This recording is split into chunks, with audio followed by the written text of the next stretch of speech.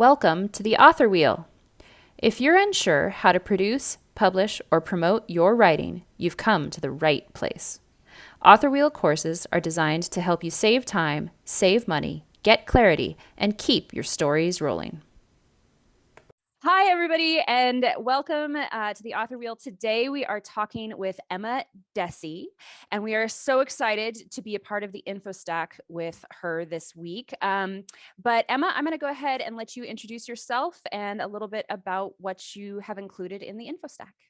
Oh, thank you very much. Well, it's so lovely to meet you both and be part of this. Thank you. Yes, my name is Emma Dhesi. I am a fiction writer. I write contemporary women's fiction, but crucially, I'm also a book coach. So I help new writers write their first book. So I'm very much focused on people who have this ambition, have this drive to write their first novel, but they haven't yet managed to get across the finish line. And so I get to help new people do that, which is very exciting, and I love it. But I do, in the coaching capacity, I work with people who are maybe a few years in and kind of have a bit of experience and have the fundamentals down, and they know how to write a scene and that kind of thing. But what I've put into the bundle with that we're all part of is an online course, so a self-study online course, which is very much for newbies. So people who are new to writing and they want to get a feel for what it's like and learn those fundamentals about character, about structure, about scene, that setting and that kind of thing. So it's really for people who are just, that exciting new start, that new stage. Maybe over the last 2 years, they've had a little bit of extra time and are starting to kind of think, oh, this might be something I like to do. So that's my course, How to Write a Novel. It does what it says on the tin, but it's for you if you are just kind of starting out and getting a feel for how to write this novel. Oh, that's wonderful. That's such a necessary part, I think, of all of our journeys. Tell us a little bit, like, how did you get started writing? What was your process into this industry? I think, like a lot of people, particularly like a lot of women, I took the scenic route. It took me quite a while to get there. So I fell in love with stories when I was quite little, and I remember reading my first chapter book at about age 8 or 9. And it took me a while to get there. I was a relatively slow starter to reading, but once I did, that was it. I was hooked. I loved it, and like a lot of people, writing those kind of children's stories, then writing the teen books, and then young adult, and now finally I'm writing kind of contemporary women's fiction, so grown-up stories. But it took me a long time to get there. I did a lot of workshops, a lot of courses, a lot of webinars, all this kind of thing. I would get very excited about something, and then it would tail off once I'd finished the course and the excitement about it, and it got hard. Getting into that middle section got difficult, and so I'd give up. But I got to coming up to 40, and I got to this point where that itch had kicked in again. I wanted to write something, and I was just fed up with myself by this point. And I thought, right, you've got to do this. You're getting on in years. It's time to think about, are you going to do it or are you not? So make a deal with yourself. You just write the first draft, get from beginning to end, just do the first draft. And if you can do that, then you have achieved a goal, which is to write a novel. And then you'll also know whether you enjoyed it and it was good fun and you wanted to do it again. Or I would discover actually it was horrible, it was painful, I hated every moment of it, and I never want to do it again. So that was my first goal, was to just be a finisher, because up until that point I just never finished anything. So I did write that first draft. It took me a long time. It took me a good year to write that initial first draft. But I did love it. There was a lot of pain and anguish, don't get me wrong, but I did love it because the highlights and the great moments in it, those epiphany moments, made up for all the difficult moments. And so the next step for me then was to start revising it and think about, did I want to publish? And so that took another good few years, but I got there. But it was, yeah, in between family and all the rest of it, it took me a while to get there, but I'm so glad that I did. I love it. So it's interesting what your story is so common. And I do think that it sounds like a course like yours. Some of the things that some of the other people in the Infostack or Megan and I, what we're trying to do is help people shorten that time. If you had that roadmap, it might not have taken you as long. You may have finished that novel sooner and been on the road to publishing success and all that kind of thing. But so that's just a little commercial for your course that I'm giving you before you have to do it. But and maybe that's a good segue. Maybe I just answered the question I'm about to ask you, which is, so what did inspire you to go from novelist to book coach and to create this course? So the teaching side of it came from just that. It sounds dramatic, but I do say that writing that first draft, it did change my life. Not in that moment and in that instance, but when I think about where I was then and where I am now, I can see that it's changed my life in so many ways. And so the confidence that came from finishing that first draft, the self-belief that I could actually do it, that I could finish this, whereas I'd never been able to do it before. My mum's a writer. She's never been able to finish that first draft. So I felt like I'd taken a step forward there, and it felt really good.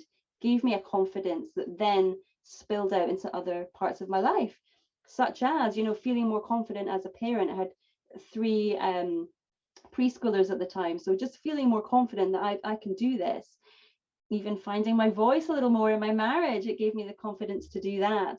And then later on, I set up a small property business, again, giving me the confidence to branch out and be an entrepreneur.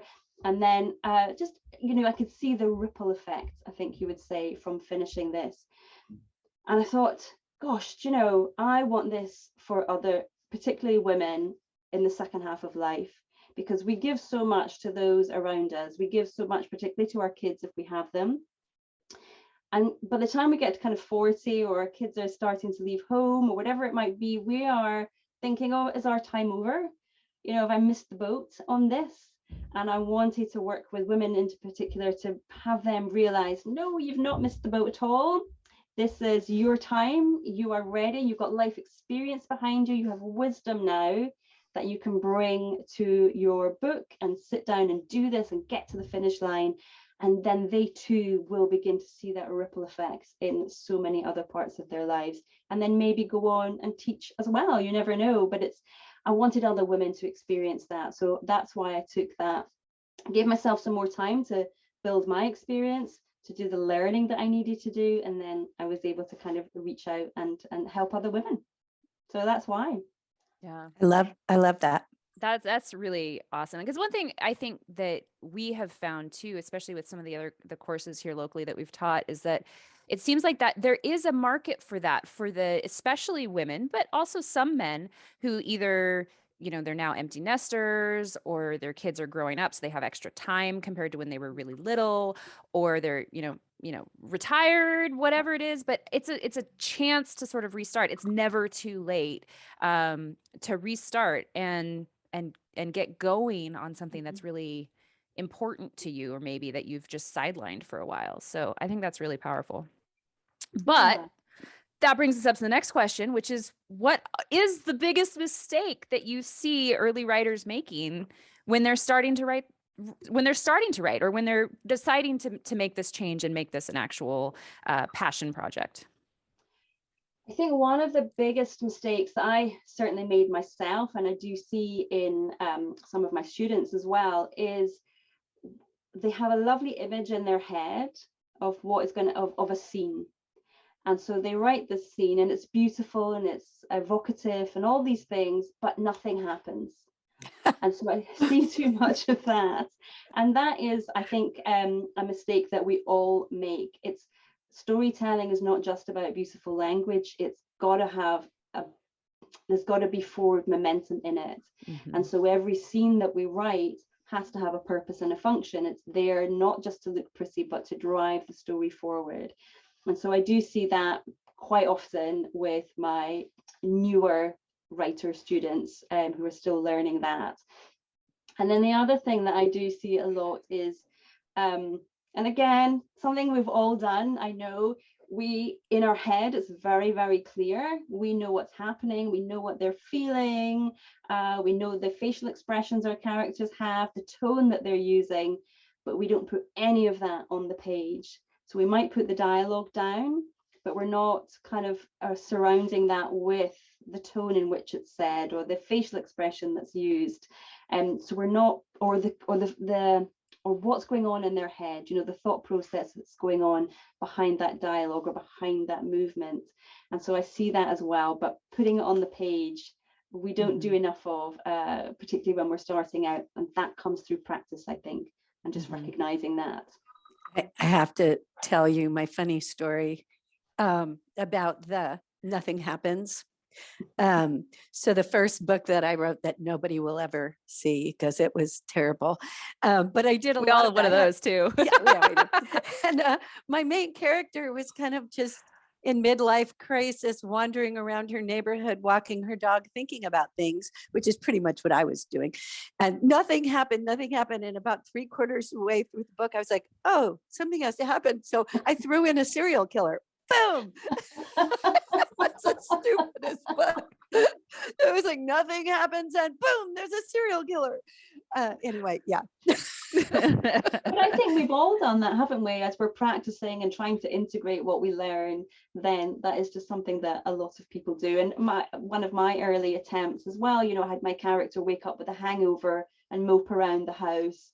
One of the things you're just not supposed to do either. Again, he's just thinking rather than being in the midst of something. So it's par for the course, isn't it? I think. Yeah, well, we're cutting our baby teeth is what we were doing. But yeah, those are very good. But you know, it's good too to have a coach or somebody, a course or something, because people don't know that they're doing it. And like, especially your second example, you know, where in their mind, they've got this beautiful scene, they've got the whole, it's a movie going in their head. And then, but if you or I to go read it, it's like, it's a white room, you know, with who knows who having a conversation, you know, so that's a really, really good point. So what would you say makes your course and maybe your coaching too unique, different compared to how other people do it? What's your special secret sauce? My secret special sauce.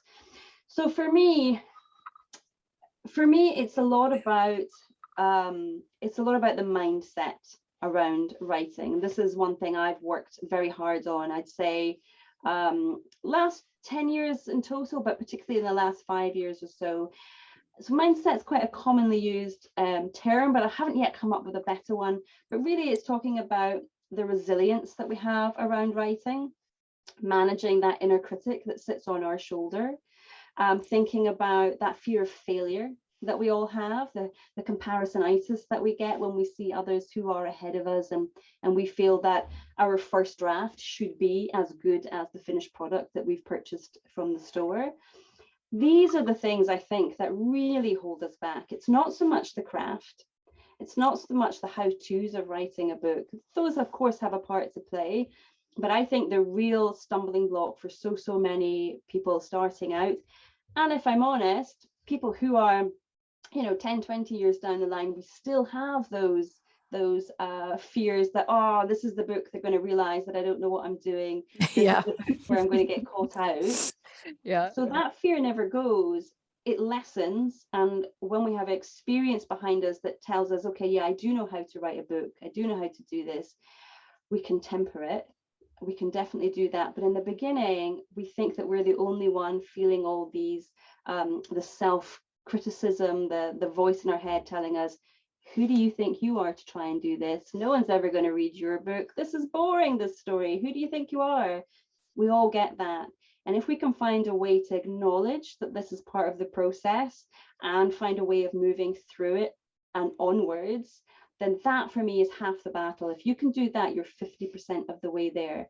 So it really is this element of feeling that fear and doing it anyway, because it is part of it. And you want to have those nerves and you want to have a little bit of that criticism going on, because it shows that you care and you want this to be good, but you don't want it to be so high that it stops you from pursuing this dream that so many of us have. We've got to find that balance somewhere. And I think that's one of the things that really differentiates my course, is because I do put quite a bit of focus on that. People don't think that they need it, but really, really you do, because it's tough to write a novel. There's no two ways about it. It takes a lot of focus and it takes a lot of dedication. It's worth every moment of it. But when you're starting out and you don't yet have the evidence behind you that you can do it, having things like, I talk about what is success for you, because it's different for everybody. What are the limiting beliefs that you have? What is the fear of failure that you have? And if you can manage those in a healthy way, it allows you to then go on and master your craft and get better at your craft and get to the end of your novel. So I think that's really the sort of big differentiator for me. That's great. And I think actually too, I was going to say that, it's definitely true for new writers, but I think it's true for all writers. I think with every book, I mean, even if you have 30 books behind you, every book is new, and every book you're going, well, this is going to be the one that people realize I suck, or, this one's going to be disappointing because everybody, it's the curse of the sequel or whatever. Right. Like, and I think that mindset is incredibly important, and realizing, the one that always gets me too, and this is hard for me, is the like you said, the editor on your shoulder, the person critiquing, and realizing you can edit anything except a blank page. Right. So if you can just get through it, you can always go back and fix it and change it and make it better down the road. But it's overcoming that mental block and that mental resistance that's so key to anyone who actually wants to be a writer and make it a professional, career choice. I think you just got to get over it somehow. So and doing it that way is much better than doing it with drugs and alcohol, which has been a problem in the writer community for years. Like, I'll turn off the editor, I'll just have a whiskey, and I think that's not the best way to do it. So it sounds much, much more healthy to do it your way, Emma. Definitely. Yeah. But it is, obviously it is something that we all struggle with. So, and that's great. Those are tools. You're giving people tools in their toolbox that they're going to use if they keep writing for years and years. It's like because I've had newer authors ask me, so when does that go away? That fear, that comparisonitis, like when book 5, book 6, I'm like, I don't know. I haven't written that many books yet to tell you. Maybe if I were Nora Roberts, but I don't know. I'm not there. And so. I think those are tools too, though, that as I've experienced, that they do help our writing, absolutely. But as I was mentioning before, I think they also kind of ripple out into other aspects of your life as well. So they're really, really worth having. They've been beneficial to me beyond a doubt. Yeah. That's a really good point. Okay, so we do have another question on the list. That's what's the number one thing you hope students take away from your course? And I'm going to guess that's going to be the mindset that you can get through. So I guess what's the number 2? That you can do it. So number 2 would be time. Managing time. This is something that people talk to me about a lot. In my community, people say to me that it's confidence and time management is what they struggle with. And so I do give some really good tools and strategies for managing your time. If you think about it, we're all so busy. So, the excuse of I don't have enough time only goes so far these days, because everybody's so busy, but people are still writing. So you do need to kind of reconcile yourself to that. But I give you some good tools to help you work through that. And one of them is thinking about, okay, in your weekly life, everything is scheduled. You've got kids, when they go to school. You work, when you go to work. You've got the dentists, you book an appointment, when you're going to the dentist, when you're going out for dinner. All of these things are scheduled pretty much ahead of time and put in your diary. I believe that you're writing, particularly in the beginning, when you're still just trying to find your feet and you're still trying to build a habit, I believe very strongly that you should schedule in that time. And sometimes it's going to be 20 minutes because that's all you've got. Sometimes you might get lucky and you'll have a full hour to devote to it. and often it'll be something in between. But put those into your diary, you know, think ahead of time for those. And that's how you get to make space for your writing. That's how you get to manage your time and be in control of your time rather than your time controlling you. Does it have to be that way forever? No, because once you start building a habit, then, you know, you can be a bit more flexible. But I really genuinely believe that in the early days, it's so important to manage your time so you start building your writing muscle. Yeah. Yeah, we actually also teach a course on writing productivity, and that's one of the key things that we talk about. And I actually, whenever we teach it in person, I actually pull out like a blank schedule, like the week-long hourly schedule, and I say, okay, this is your standard, right? We're not going to necessarily worry about doctor's appointments for this class because, you know, you're going to have to add that in later. But like, this is your standard week. What are the things you have to do every day? Drop off your kids, pick up your kids, make dinner, you know, honestly, sit and watch TV with your husband at night because that's how you relax. And that's key to your health and wellness and all that stuff. And you block all that stuff out. And then all of a sudden you're like, oh, I've got like 3 hours in the middle of the day that I've been scrolling through Facebook or doing something else, you know, wasting. That now you're like, okay, that's your scheduled time. And yeah, when you do that and you start building that habit that way, it is so much more effective. And now I need to remind myself to take my own advice and do that again. No, this has been such a busy week. The only time I've had to work on my current manuscript has been after dinner from like 7:30 to 9.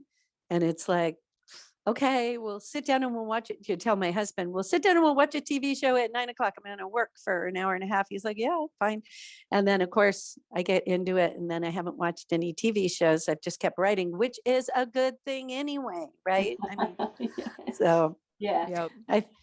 So I it's true. I think it's that getting, like you said, building the muscle, building the habit is huge. And then for some of us, it's just the resistance to getting started. You just sit down and open your laptop or whatever, or stand up, you're writing, whatever, however you write, you just start. And then all of a sudden, you know, it'll keep you going. But yeah, that's really good. Yeah, and one of the things that how I trick myself is I tell myself, I'm having one of those days, I really can't be bothered, I really don't want to do it. I say, okay, you just have to write 50 words, that's it, and then you've made progress. But just as you've said, Greta, but when you start, then it kicks in, doesn't it? And then before you know it, you've written 500 words, and so it's just tricking yourself. For a while, I was doing a part of my morning routine with my coffee. I got to take my own advice again, like Megan was saying. It's like, but I was writing 50 words, just what you said, just 50 words. It's like 10 minutes. You know, just open up the document and 50 words, and then the story would have started in my head. And then I would be thinking about, so even if I couldn't get back and sit down for a longer writing session until after lunch or something like that, it was like my subconscious was working on the story and it was brilliant. And I don't know why I stopped to. Oh, I know why, because my daughter was pregnant. She called me every morning just when I was going to start. And then I just got out of the habit. Pregnant daughters trump 50 words. But yeah, but that's just what you're saying. Just tell yourself just this little tiny chunk. And it's amazing how that'll just sort of whet your appetite for doing more later. So that is really good. So Emma, where can people find out more about you and all the different things that you have to offer? The best place to find me is either on my website at emmadhesi.com, or if you are a Facebook user, I've got a Facebook group called Turning Readers into Writers. And so either of those two places, that's where you'll find me the most. Oh, nice. Turning readers into writers. I mean, that's how I got started. So that's cool. I like that. That's a great title. I like that a lot. I wish I'd have thought of that. Damn. That's really good, Emma. Well, wonderful. Thank you, Emma, so much for joining us today. I know we're incredibly excited that we got to speak with you and talk about all this. And obviously, like, we have a lot of the same philosophies, which is amazing. I think it's really important to get to get that out there. And so we're excited I'm actually going to sign up for your course. See if I can learn thank you for something having me. new. It's been lovely. I've really enjoyed chatting with you. Yeah. And being part of this big bundle with you. Yeah. Yeah. It's such a good opportunity. So thank you again. And we'll see you on the other side. Pleasure. Bye all.